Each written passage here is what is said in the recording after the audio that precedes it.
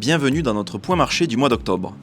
Si le mois d'octobre a été pour le moins agité, cela est dû aux inquiétudes concernant la hausse des taux d'intérêt à long terme, au risque de récession et à la stabilité financière. Nous retiendrons aussi la forte volatilité des marchés, provoquée par la publication des données concernant l'inflation aux États-Unis. Contrairement aux attentes, la hausse des prix aux États-Unis ne faiblit pas. Notre analyse est donc similaire au mois dernier, il faut se montrer prudent sur les marchés. Concernant l'Europe, nous pouvons nous attendre à un ralentissement de l'activité économique sur cette fin d'année, causée par la hausse des prix à la consommation et des taux d'intérêt. Nous porterons d'ailleurs une attention particulière à l'évolution des indicateurs de récession. Les prix de l'énergie ont baissé de moins 2,1% ce mois-ci, contre moins 5% en août, mais sont tout de même en hausse de près de 20% en un an.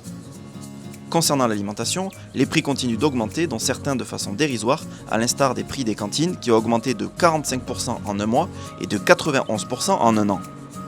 Du côté des locataires, l'immobilier n'est pas épargné et les loyers continuent de progresser, atteignant même leur plus haut niveau depuis 1990. L'inflation globale a ainsi augmenté de plus 0,4% sur le mois. Du côté des marchés financiers, il est intéressant de revenir sur ce qui a été observé le jeudi 20 octobre, jour de la publication des données d'inflation.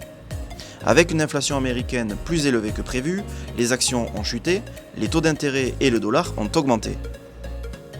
Ce mois-ci, la flambée de l'inflation restera la cause majeure de la volatilité sur les marchés. Des incertitudes importantes subsistent, concernant notamment le moment où l'inflation atteindra son pic. De plus, l'Europe pourrait également connaître un hiver difficile si les approvisionnements en gaz russe sont interrompus. Pour faire face au risque de récession et d'inflation, nous préconisons un portefeuille équilibré avec une exposition aux fonds macro, à l'immobilier corps et aux infrastructures. Je vous donne rendez-vous dans un mois pour un nouveau point marché.